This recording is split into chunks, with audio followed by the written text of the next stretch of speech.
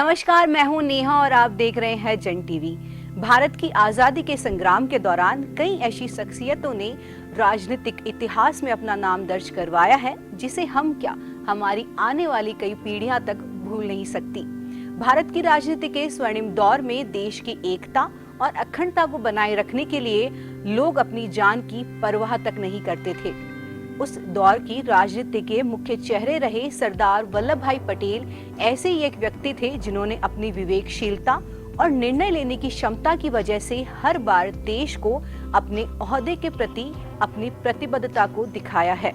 सरदार वल्लभ भाई पटेल ने स्वतंत्र भारत की 562 रियासतों को भारतीय संघ में विलय कर भारत की एकता को एक नया आयाम दिया था।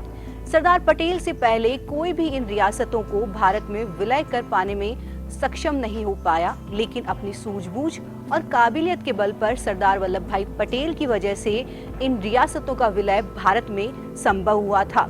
तो आइए जानते हैं भारत के लौह पुरुष कहे जाने वाले स्वतंत्र भारत के पहले गृह मंत्री सरदार वल्लभ भाई पटेल के जीवन से जुड़े राजनीतिक किस्सों के बारे में। सरदार वल्लभ भाई पटेल का जन्म 31 अक्टूबर 1856 को नाडियाद, गुजरात में हुआ था। सरदार वल्लभ भाई पटेल भारत के स्वतंत्रता संग्राम सेनानी थे। भारत की आजादी के बाद वे प्रथम गृह मंत्री और उप प्रधानमंत्री बने। बारडोली सत्याग्रह का नेतृत्व कर रही सरदार पटेल को सत्याग्रह की सफलता पर वहां की महिलाओं ने सरदार की उपाधि प्रदान की थी। आजादी के बाद विभिन्न रियासतों में बिखरे भारत के भू राजनीतिक एकीकरण में केंद्रीय भूमिका निभाने के लिए सरदार पटेल को भारत के बिस्मार्क और लौह पुरुष भी कहा जाता है। आजादी के समय भारत में 562 देसी रियासतें थीं। इनका क्षेत्रफल भारत का 40% था। सरदार पटेल ने आजादी के ठीक पूर्व ही वीपी मेनन के साथ मिलकर कई देसी रियासतों को भारत के साथ मिलाने का कार्य आरंभ कर दिया था।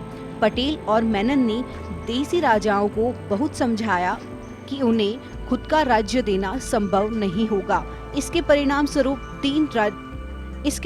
स्वरूप तीन रियासतों को छोड़कर सभी राजाओं ने भारत में विलय का प्रस्ताव स्वीकार किया। केवल जम्मू कश्मीर, जूनागढ़ तथा हैदराबाद स्टेट के राजाओं ने ऐसा नहीं करना स्वीकारा। राज्य की सर्वाधिक जनता हिंदू थी और भारत में विलय होना चाहती थी, पर अंत में सरदार पटेल ने सूझबूझ के साथ इन सभी रियासतों को भारत में विलय करवाया।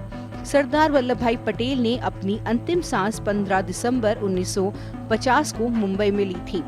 सरदार वल्लभ भाई पटेल के योगदान को समर्पित स्टैच्यू ऑफ यूनिटी भारत के प्रथम उप प्रधानमंत्री तथा प्रथम गृह मंत्री को समर्पित एक स्मारक है।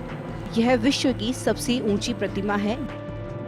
आपने देखा कि कैसे लौह पुरुष सरदार वल्लभ भाई पटेल ने आजादी के बाद भारत की एकजुटता के लिए पुरजोर तरीके से पूरी मजबूती के साथ काम किया, जिससे एक नए राष्ट्र का उदय हुआ।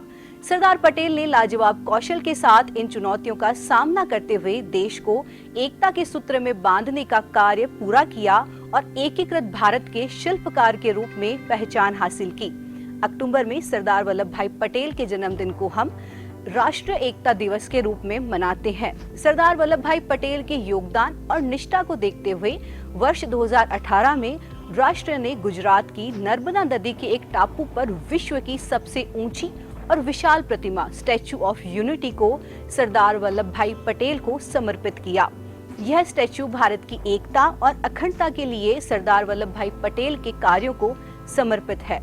31 अक्टूबर को सरदार वल्लभ भाई पटेल की 145वीं जयंती पर हम उन्हें नमन करते हैं।